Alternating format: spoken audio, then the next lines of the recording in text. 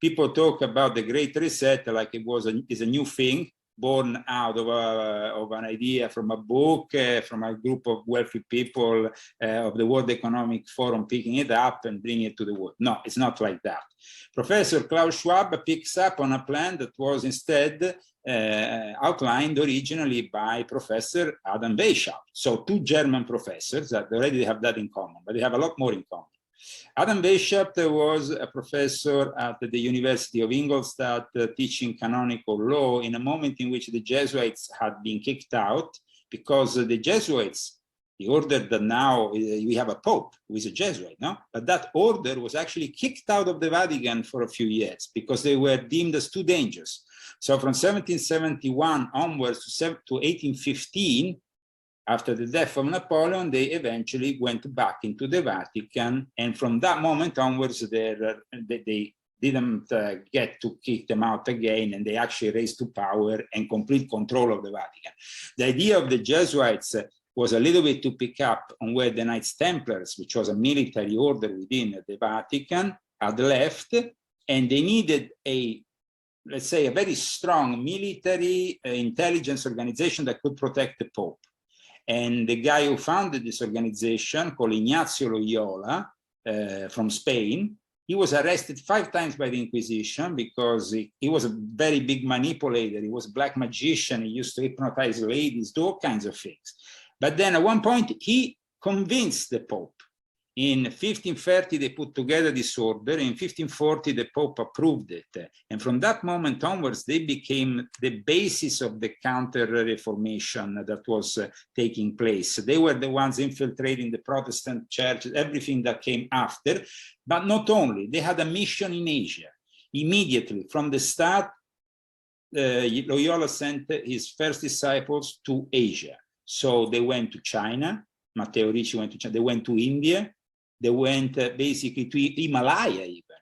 And they were not bringing the gospel. They couldn't care less about bringing the gospel. They wanted to integrate, assimilate all cultures. For example, when they arrived in India, they didn't go to the poorer classes. They went to the Brahmin, the exclusive class in India, and they lived like them. They didn't bring them to Christianity. They tried to integrate. And they did the same thing in China, where they became advisor, Matteo Ricci became advisor to the emperor. So from a very early stage, the Jesuits became involved with Asia.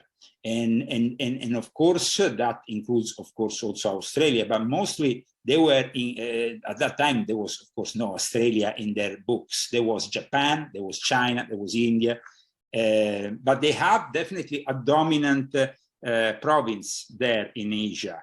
And now we have a Pope that is fulfilling their the last stage of their plan. And we can say really that this new world order, it has visible figures like Klaus Schwab, who himself is, of course, part of an elite. But all this elite, in the end, bows down to both the Jesuits and the Sabatean Franquists, who are instead the heresy within the Jewish world that has accumulated more money, riches, and who is more manipulative. People like Henry Kissinger, for example, that were in fact excommunicated by traditional Orthodox Jews. Or, for example, the Rothschilds. They are part of the Sabatean Franquist heresy. I tend to... When a lot of people hear Rothschilds or Rockefellers, they think that these are sort of the organized, the families pulling the strings, or there's a few organizations pulling the strings, but you're saying it's much higher than that. Much higher than that. Here we're going in much higher, because you see, it becomes really a religious thing. From the beginning of time, mankind has always gone after the shaman, after the priest, after the high priest. I mean, even if you go in the most primitive of indigenous tribe in the, you will find the shaman as a leading figure. Nowadays we have a pope, or nowadays we have an imam, or nowadays we have a rabbi. But I mean, we haven't changed really much, because they seem to always be the leading figures when it comes down to our society. See what happened with Cardinal Pell in Australia. They condemned him, he came out, he went back to Rome, and he was like, nothing happened. And Australia has to bow down to the Vatican, as well as to the Queen of England, because they're also part of the British Commonwealth, of course. And we can say this, that the Illuminati, Adam Weishaupt launched the idea within the Illuminati of an experimentation that gradually brought us what is known as communism. But communism was also something the Jesuits were experimenting in the Reducciones in South America, practical experimentation. But then what happened was that Adam Weishaupt took this leading position as a professor. In 1776, he founded an order. And initially, people thought that he actually was going against the Jesuits in some way. They actually never really imagined that he was working for the Jesuits. But then Baron Knick, who co-written with him some of the rituals, and some others were instead co-written by actually a Jesuit, Abate Marotti, who became after secretary of the Pope. And at that point, we can say that the link is, there is a direct link. But let's go back to what they were preaching. They were preaching communism. They were preaching that they needed to eliminate all the kings and queens of this planet, because in the end, the kings and queens of this planet represented, at least at that point, absolute monarchy was prevalent. They represented a link to religion. That's why they went after every single monarch who didn't bow down to the Illuminati. If you read my new book, you will notice that I cite the rituals of the Illuminati, in which I state what Weishaupt stated. If these kings don't get, we have to convince them, we have to get close to them and convince them to follow our way. Otherwise, we have to overthrow them. That is basically what he's saying here. So, Leo, I want to ask you. To finish here, oh, the French Revolution, which was partly inspired by the Illuminati, led after to the end of absolute monarchy into the constitutional monarchy. And from that moment onwards, also, there was a disciple of Weishaupt, Philippe Buonarroti, known also as the first Italian communist, who inspired the League of the Just, who then became the ground for Karl Marx and the launch of the manifesto of all communists. And then after that, it's history what happened. So you see the links are direct here. They're not conspirational or thesis or hypotheses.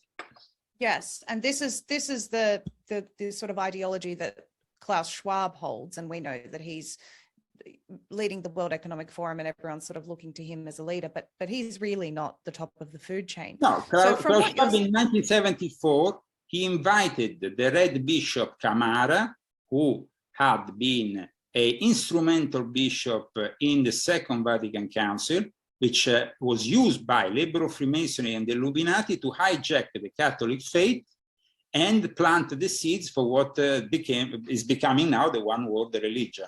He invited this guy, and last year at the Global Shapers event, you can go and check it on the internet yourself, he said very clearly, this was my turning point in my career. Like he talks all very German, I believe with Nazi kind of feel. And he said that was the most important moment for the World Economic Forum. It was like the make it or break it moment, because they told me, don't invite this guy, he's a communist. This guy was actually a bishop who was openly communist. And in South America, we started what is called liberation theology.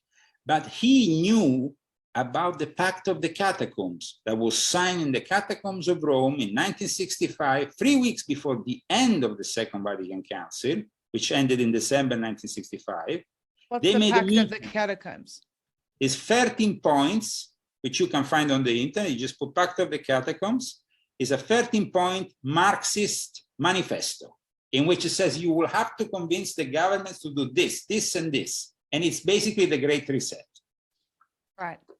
Now, you mentioned the Jesuits. I've read the oath, the one particular oath as part of the initiation. You have to be very careful with the oath of the Jesuits, because there has been a lot of alleged oaths circulating.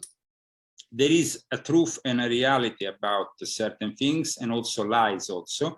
to make clarity in your head about, in the head of our viewers, sorry, don't mean to be rude in any way. Of course not. Just want to clear this point. The Jesuits, until they get to a certain level and they make the vow of absolute obedience, they don't become professed, they don't become particularly inclined to know all the things that we are discussing today. They might still be ordinary Jesuits. Then they become, there is a level, a superior level to the Jesuits, and this is known, it's not a secret, you can actually go and study. At that point only, they enter into the real Jesuit agenda, in which at that point they also direct the Illuminati agents that they preside over. Right. So the oath that you talk about is being at times considered a fake, but in reality, the Jesuits take 3 vows. One is, and then the 3 vows is poverty, castity, and obedience. Then they take a 4th vow. The 4th vow is the obedience in regards to total submittance to defending the Pope, not Christ, not Jesus, the Pope. Is a very different stand. Because at that point, they become like secret agents, like they will have license to kill. At that point, literally, they will get license to kill. Do they still profess to be Catholics? Do they still profess to be believers in Jesus? Well, officially they are the company of Jesus. So officially they have a Pope who has professed the 4th vow. So I mean, he is in charge of what. So of course, in the stereo. I will say this though. I noticed during my many years, like you said earlier in the show, I've been directly involved with this reality, so I could see it close up. For example, in the Muslim world, there was a Jesuit I met, Thomas Michel. He used to be the Secretary for Interreligious Affairs for the Jesuits until not so long ago. He's also a professor at Georgetown. This guy was basically living until maybe 4 years ago as a Muslim in Turkey.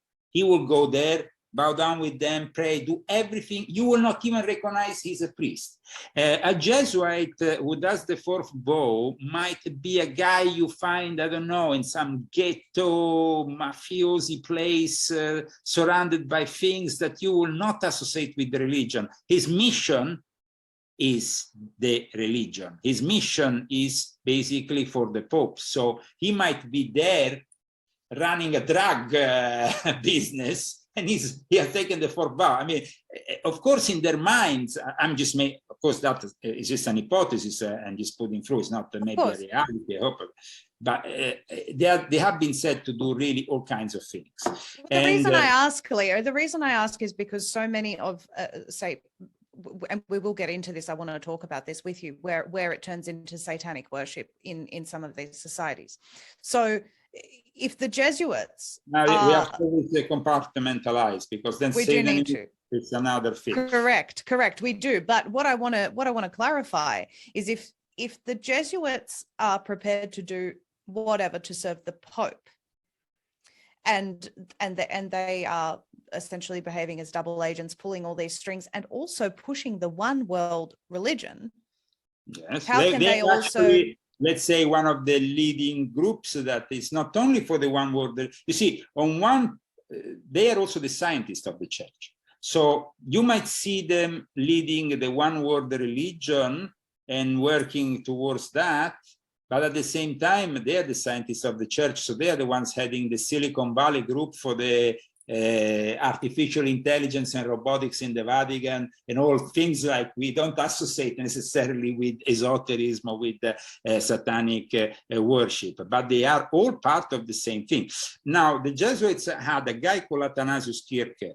Athanasius Kircher lived in the 17th century. He lived basically a long time ago. So, I mean, people say, why are you talking about somebody who is no longer relevant? No, he is relevant, because him and another Jesuit called Pierre Teilhard de Chardin, which I mentioned in this book, but also in the previous book, because aside from this book, there is volume 6.66, which is a very important book for those who want to know also more about exorcism. because the Jesuits are also the leading figures in exorcism. And people don't know that, but the Exorcist movie was based on Pierre Teilhard de Chardin, as well as 2001 Space Odyssey. And you will say, what are these two subjects? What do they have to do with each other? Well, 2001 Space Odyssey was written together with, it was of course originally a novel by Arthur C. Clarke. Arthur C. Clarke was inspired by Pierre Teilhard de Chardin's scientific vision and futuristic vision. And so basically, Pierre Teilhard de Chardin talked about the omega point, in which everything, once we develop the artificial intelligence to a certain extent, it will become like God, all enveloping, but it will also create a problem. And that problem is visible in Stanley Kubrick's 2001 Space Odyssey, because ALT 9000 goes crazy and starts killing the astronaut, of course, becomes a victim of the artificial intelligence.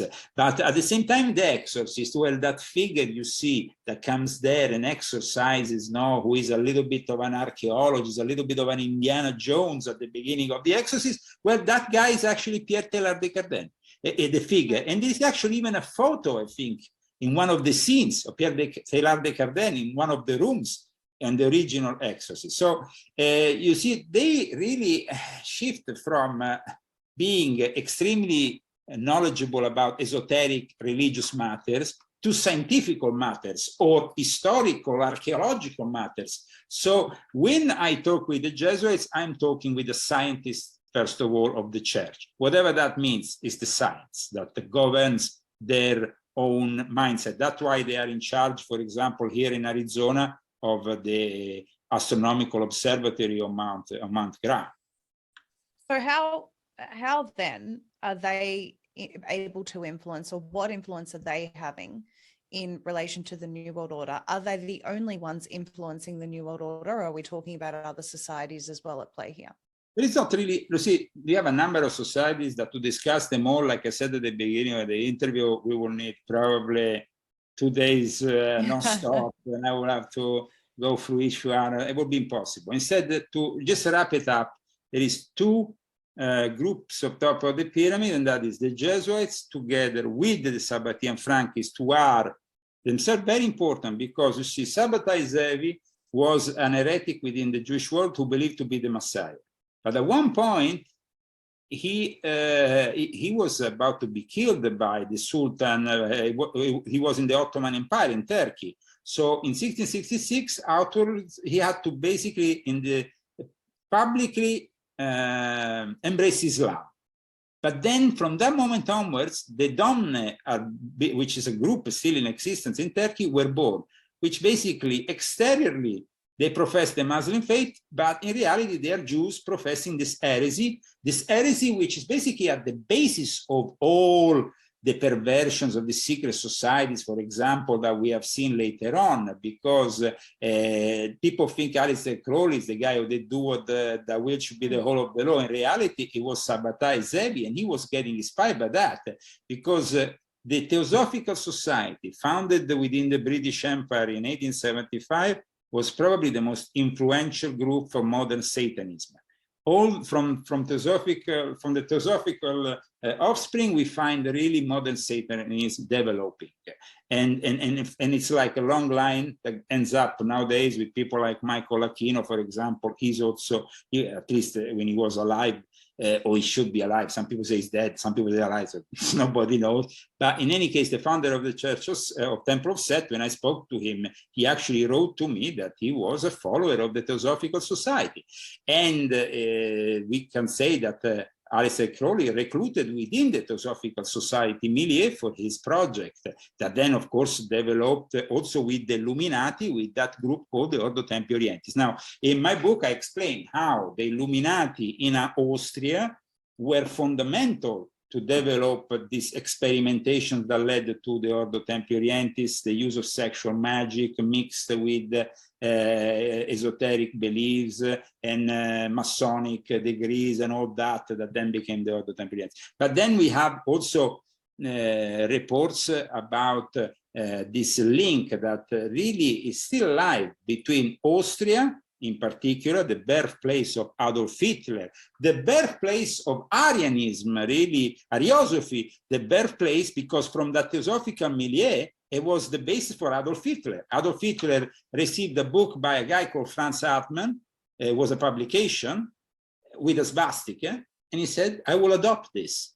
And he also was connected to another guy called von Liebenfels, who founded also the New Templars. So it's all interconnected. The Third Reich is basically connected to the rise of the Fourth Reich, because in my book, I explain how Klaus Schwab, whose family was working with the Nazis, whose father was awarded even a recognition by the Nazi Party, whose company was born in Switzerland, but also was present in Germany, became fundamental for the very basis of one of the most incredible moments of the Second World War that fortunately turned out in the wrong way for them, because the family of Klaus Schwab was involved in the turbines that made the heavy water in Norway to make the atomic bomb. And it was only because of an act of sabotage by the Norwegians' resistance that we didn't turn all Nazi in Europe, because the moment in which the Nazis will explode the nuclear bomb, they will be the winners. So it was like people were running to arrive to this achievement before others. And in the end, like I explained, Klaus Schwab, though, who took, of course, control of the company years later, because he was born in 1938, he was raised between Germany and Switzerland, and was very lucky to be in this family background, because already for his great-grandfather, they had been working with the same company, the Eschweiss. And this company, which basically lasted all the way till the end of the 60s before being integrated with another, well, became the launchpad for Klaus Schwab, who ended up deals for bringing nuclear power to South Africa, to Israel. So here we're not talking about Professor Klaus Schwab, but just an economist, some guy in some kind of university in Zurich, pompous guy. No. Here we're talking about a guy who had involvement with the most important of all the topics, the nuclear power. And so now, for example, Australia, with the fourth industrial revolution, encouraged to take on the nuclear power, and everybody has to follow this BS, because, of course, they have to run their electric vehicles and their whole Green New Deal / Great Reset